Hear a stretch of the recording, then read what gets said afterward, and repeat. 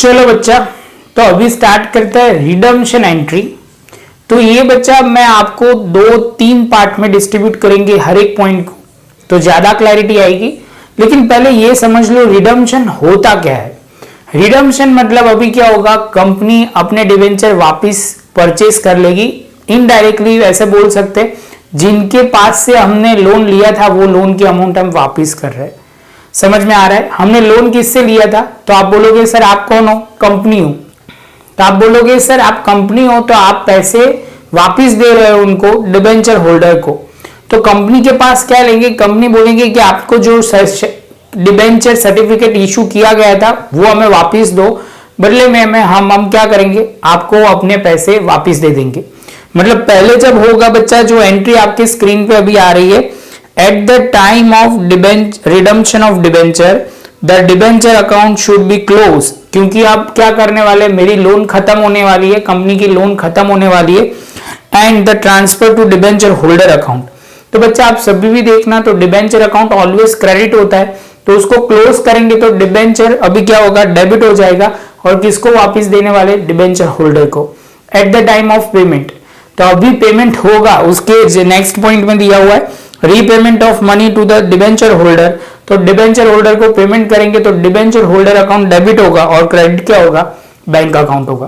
Credit क्या होगा बच्चा? बैंक अकाउंट होगा। बस ये ध्यान में रखना है, शांति से प्रॉपर पहले इतना क्लियर कर लो। ये हमारा बेसिक पॉइंट है।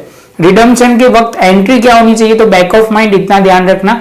धीरे धीरे इसमें मिर्च मसाला सब कुछ डालेंगे कि प्रीमियम से रिडीम करना है, कैसे करना है, पार से रिडीम करना है, वो सब कुछ आता जाएगा, लेकिन बेसिक स्ट्रक्चर यही रहने वाला है। क्लियर है बच्चा? तो प्रॉपर पहले इतना लिख लो, उसके बाद आगे चलते हैं। बच्चा अभी हर एक पॉइंट का हमने 3 पॉइंट वर्जन देखा। सबसे पहले डिबेंचर इशू एट पार किया, उसके बाद debenture issue at a premium बोला, उसके बाद debenture issue at a discount. तो ये तीनों के कंसेप्ट को मैं फिर से एक बार आपको रिवाइज करवा रहा हूं, जिससे आपको प्रॉपर क्लियर हो जाएगा। तो आप बोलोगे सर इसमें क्या है, सबसे पहले तो आप बोलोगे सर यहाँ पे फर्स्ट पॉइंट दिया हुआ है सिचुएशन 1, जहां पे दिया हुआ when debenture issue at par and redeemable at par. मतलब पार मतलब 100 रुपए की फेस वैल्यू थी और 100 रुपए में मैंने इशू किए थे, और वापिस भी 100 रुपए दे रहा हूं, मतलब जितना लिया था उतना मैं वापिस दे रहा हूं। तो आप बोलोगे सर जब भी आप इशू करोगे तो पहले होगा bank account debit to debenture application and allotment. Clear है? बाद में आप बोलोगे sir debenture application and allotment account will be debited, and credit क्या होगा, तो आप बोलोगे sir debenture account. At the time of issue, ऊपर देखना ध्यान से, at the time of issue ये होगा। आप बोलोगे सर सेकंड एंट्री क्या होगा, पेमेंट करना है। अभी बोल रहे कि सर हमने आपका 5 साल खत्म हुआ, डिबेंचर के पैसे आपको वापस देने हैं, तो आप बोलोगे सर डिबेंचर को डेबिट कर दो, क्रेडिट कर दो डिबेंचर होल्डर को। ऊपर हेडिंग क्या लगा है, एंट्री टाइम ऑफ रिडम्पशन। जब रिडक्शन का वक्त आएगा तो ये एंट्री होगी, और उसके बाद डिबेंचर होल्डर को पेमेंट होगा at the time of payment. तो आप बोलोगे sir debenture holder account debit to बच्चा, तो आप बोलोगे पैसे जा रहे हैं इसलिए बैंक अकाउंट क्रेडिट होगा। तो बच्चा इसके साथ फर्स्ट पॉइंट हमारा खत्म हुआ। शांति से पहले ये प्रॉपर समझ लो, उसके बाद आगे चलते हैं। अब दूसरी कंडीशन की बारी आ रही है बच्चा, when the debenture are issue at a premium and redemption at a par. मतलब इशू किए थे 100 का जो फेस वैल्यू वाला, मतलब उनकी वैल्यू जो डिबेंचर की थी फेस वैल्यू वो 10 रुपीज की थी, 100 रुपीज की थी, लेकिन मैंने इशू किया था 110 में, मतलब लोगों से 110 लिया था, 10 रुपीज सिक्योरिटी प्रीमियम के चार्ज में लिया था, और आप बोलोगे सर वापस दे रहे हो तो आप 100 में ही दे रहे हो। तो इसको बोलते हैं issue at a premium, redemption at a par. Par मतलब जो फेस वैल्यू है उतनी अमाउंट ही आपने पेमेंट किया है। तो आप बोलोगे सर ऐसा कभी होता है, तो बच्चा ये होता है कंपनी में, मार्केट वैल्यू कंपनी की बहुत ही अच्छी होती है, इसमें इन्वेस्टर क्या करता है, उसको बहुत अच्छा है कि यहाँ पे हम इन्वेस्ट करें तो हमारा इन्वेस्टमेंट सेफ रहे। तो इन्वेस्टर ये पॉइंट सारे ध्यान रखता है, तो वो बहुत इंपॉर्टेंट है कि 110 वो देता है और वापस देता है तब वो कम प्राइस मिलती है। ये ऐसा भी कभी कभी होता है, वो अच्छी। लेकिन क्या होता है बच्चा, इसमें रेट ऑफ इंटरेस्ट का भी लॉजिक रहता है, तो ऐसा नहीं है कि सामने वाले का लॉस होगा कंपनी का फायदा होगा। कोई ऐसा तो आदमी नहीं होता ना कि 100 रुपए 110 लेना है, उसको देता है 110 और वापिस सामने देगा या 100 रुपए, तो उसमें इन्वेस्ट ही नहीं करेगा, ऐसा नहीं होता। लेकिन बहुत सारे लॉजिक अप्लाई होते हैं, और देखना कि हर ईयरली उनको इंटरेस्ट तो मिल ही रहा है, तो सामने वाले को फायदा तो है ही। चलो बच्चा, तो अभी आगे चलते हैं। Bank account debit at the time of issue. तो bank account debit, debenture application account, debenture application and allotment account क्या होगा, क्रेडिट होगा। दूसरी एंट्री में बोलोगे debenture application and allotment account will be debited, security premium account credit होगा, और जो भी डिबेंचर का नाम है 10% या जो भी है वो डिबेंचर अकाउंट क्रेडिट हो जाएगा। अभी आप बोलोगे सर बात हुई रिडम्पशन के वक्त, तो आप बोलोगे debenture holder account debit to debenture, क्योंकि अभी 100 रुपए देने का वापिस टाइम आ गया, वो पार पे हम रिडीम कर रहे हैं। क्या कर रहे हैं, एट पार हम रिडीम कर रहे हैं। और लास्ट में बोलोगे sir debenture holder account to bank account. ये सिंपल सा मैं आप समझना है कि मैं वापिस तो आपको 100 रुपीज ही कर रहा हूं, ये वाले लॉजिक से मैं समझा रहा हूं। और लास्ट में बच्चा थर्ड पॉइंट है, जिसमें आप बोलोगे सर इसमें क्या है, तो थर्ड पॉइंट बहुत सिंपल है, ऐसा बोल रहा है कि सर आपने इशू जो किए थे वो डिस्काउंट से किए थे, और रिडीम जो कर रहे हैं वो आप 100 कर रहे हो, मतलब issue at a discount and redeem at a par. समझ में आ रहा है बच्चा? नहीं समझ में आ रहा है तो एक दो बार समझना, रिडम्पशन का मीनिंग समझना, लॉजिक बिठाना, तो क्लियर हो जाएगा। ये बहुत इजी है, खाली आपको क्लियर करनी है। तो सबसे पहले आप बोलोगे bank account debit to debenture application and allotment. उसके बाद बोलोगे debenture application allotment account debit होगा, डिबेंचर डिस्काउंट अकाउंट डेबिट होगा, और उसके बाद क्रेडिट क्या होगा, तो डिबेंचर अकाउंट क्रेडिट होगा। तो यहाँ पे होगा वो आपको क्लियर करना है, क्योंकि डिस्काउंट हमारे लिए क्या होगा, वो डेबिट होगा। उसके बाद eight the time of redemption debenture account debit और डिबेंचर होल्डर अकाउंट क्रेडिट होगा, और पेमेंट के वक्त आप बोलोगे डिबेंचर होल्डर अकाउंट क्या होगा, डेबिट, और बैंक अकाउंट क्रेडिट होगा, क्योंकि पैसे जा रहे हैं। अभी इसका सेम सम मैं आपको करवा रहा हूं, जिसमें हम पॉइंट टू पॉइंट अच्छी तरह देखेंगे। तो शांति से पहले इतना क्लियर कर लो, लिख लो नोटबुक में, टेक्स्ट बुक में है, यहाँ पे आ गया, ऐसा नहीं है बच्चा। जब तक लिखोगे नहीं तो माइंड में जाएगा नहीं, तो ये लिखना बहुत जरूरी है। एग्जामिनेशन में ये बहुत ही आते हैं क्वेश्चन, तो प्रॉपर क्लियर हो जाएंगे। तो बच्चा अभी क्वेश्चन आपके सामने है। क्वेश्चन में दिया हुआ है right the general entry only for the issue of debenture. क्या करना है बच्चा, इशू की एंट्री करनी है from the following transaction without narration, मतलब लिखने की जरूरत नहीं है। तो फर्स्ट एंट्री दी हुई है issue 8500, 9.5 debenture, 9.5% debenture of 100 each at a par and redeemable also par. तो आप बोलोगे सर इशू की एंट्री करनी है, तो सबसे पहले आप बोलोगे सर यहाँ पे जो करना है बैंक अकाउंट क्या होगा, तो आप बोलोगे सर बैंक अकाउंट डेबिट होगा। क्रेडिट क्या होगा, तो आप बोलोगे sir 9.5% debenture application and allotment account credit होगा। अब बोलोगे सर कितना है, तो आप बोलोगे 8500 इंटू नंबर ऑफ शेयर है 100, तो आप बोलोगे सर 85 एंड 40 जो हम करेंगे 8,50,000। तो ये हो जाएगा पहली एंट्री। दूसरी एंट्री ये जो है आप बोलोगे सर इसको ट्रांसफर कर दो डिबेंचर में। कहाँ ट्रांसफर कर दो, डिबेंचर में।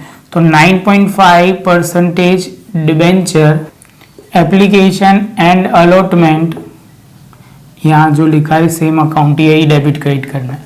अकाउंट डेबिट हो जाएगा, और आप बोलोगे सर क्रेडिट क्या करोगे, तो आप बोलोगे 9.5 डिबेंचर अकाउंट क्रेडिट। कितने से होगा, तो आप बोलोगे सर ये हो जाएगा 8,50,000 के साथ ये क्रेडिट हो जाएगा। ये हो गया फर्स्ट पॉइंट। अभी दूसरा पॉइंट करना शुरू करते हैं।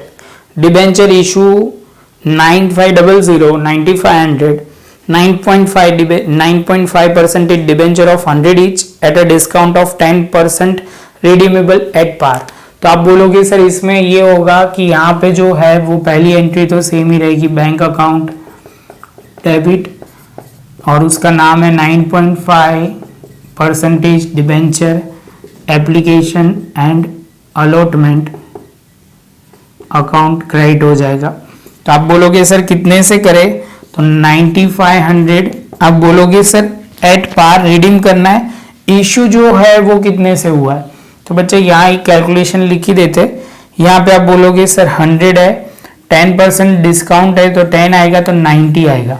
9500 इंटू 90 करोगे बच्चा, तो यहाँ पे लिखेंगे 8,55,000, 8,55,000। ये था हमारा सेकंड पॉइंट। तो आप बोलोगे थर्ड पॉइंट में क्या लिखोगे, मतलब सेकंड में फर्स्ट पॉइंट, और आप बोलोगे सर सेकंड में सेकंड पॉइंट आप बोलोगे सर एप्लीकेशन अलॉटमेंट के जो पैसे वो डिबेंचर में ट्रांसफर करेंगे, लेकिन डिबेंचर डिस्काउंट लिखना भूलना नहीं है, क्योंकि आपको बोला गया था कैपिटल वाली एंट्री में डिबेंचर डिस्काउंट लिखना पड़ेगा। तो आप बोलोगे सर यहाँ लिखते हैं 9.5% debenture application and allotment account debit होगा।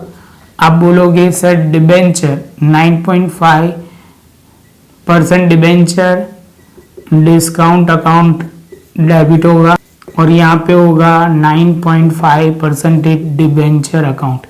इसमें मैंने निकाल दिया, डिबेंचर डिस्काउंट लिखोगे तो चलेगा, उसमें 9.5 की जरूरत नहीं है।